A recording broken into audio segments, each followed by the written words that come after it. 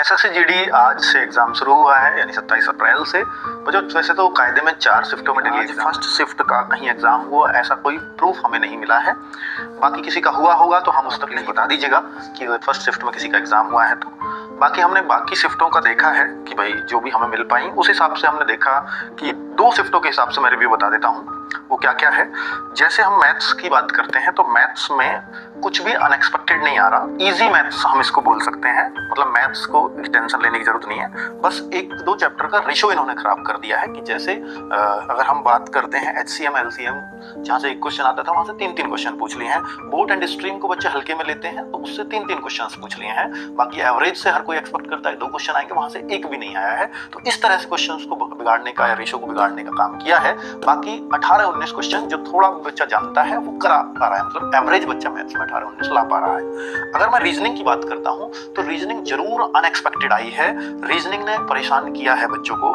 Inequality जैसा chapter है, कोई उससे 2 क्वेश्चन बता रहा है तो कोई 3-4 तक भी बता रहा है। तो वहां पर कैलेंडर से कभी क्वेश्चन बहुत सालों से नहीं आ रहा था, इस बार कैलेंडर से भी क्वेश्चन पूछ लिए हैं।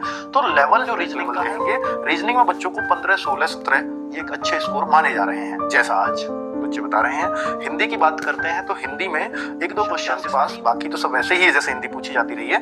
पत्राचार से रिलेटेड 2 क्वेश्चन पूछ लिए हैं, अनुवाद से रिलेटेड 1 क्वेश्चन पूछ लिया है। तो अनुवाद मतलब जैसे कोई इंग्लिश का वर्ड है उसका हिंदी में, तो इस तरह से अक्सर क्वेश्चन नहीं पूछा जाता पर इस बार पूछा गया है, तो इसलिए हिंदी को थोड़ा अनएक्सपेक्टेड कह सकते हैं। तो हिंदी में भी बच्चे जो कर पा रहे हैं वो 17-18 का क्वेश्चन थोड़ा बहुत इजी है तो वो भी 17-18 तक पहुंच पा रहे हैं। ठीक है, फिर भी हिंदी में 17 क्वेश्चन अपने आप में एक अच्छा स्कोर माना जाएगा जैसा ये पेपर है।